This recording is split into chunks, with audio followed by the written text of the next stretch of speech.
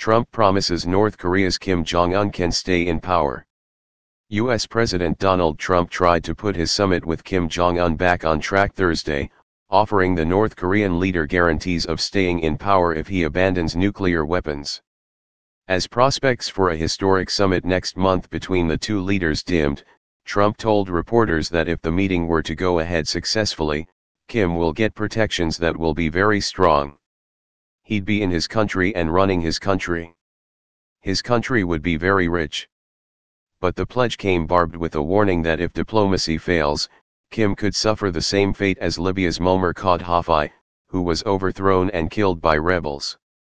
Trump's comments came as Pyongyang appeared to cool to the idea of the sit-down in Singapore on June 12, denouncing U.S. demands for unilateral nuclear abandonment. Trump suggested Kim's apparent about-face may have been at the behest of Chinese leader Xi Jinping. It could very well be that he's influencing Kim Jong Un, Trump said, citing a recent meeting between the pair, their second in a month's time. We'll see what happens.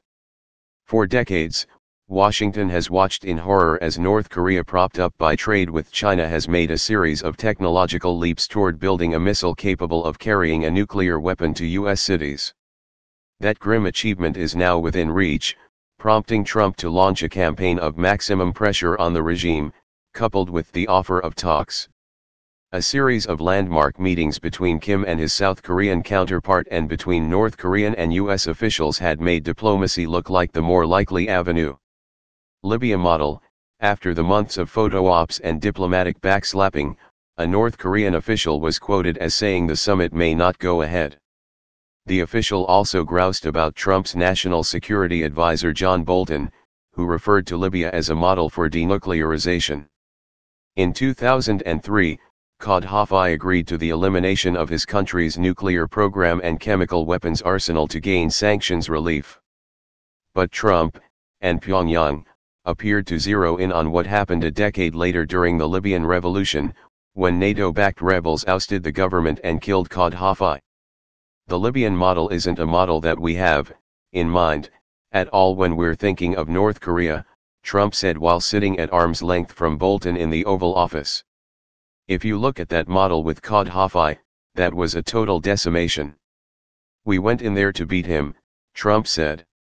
Now, that model would take place if we don't make a deal, most likely, he warned Pyongyang. But if we make a deal, I think Kim Jong Un is going to be very, very happy. Although the Kim-Trump summit remains up in the air, preparations are continuing. North Korea is actually talking to us about times and everything else as though nothing happened, said Trump. We are continuing to negotiate in terms of location, where to meet, how to meet, rooms, everything else, and negotiating like nothing happened.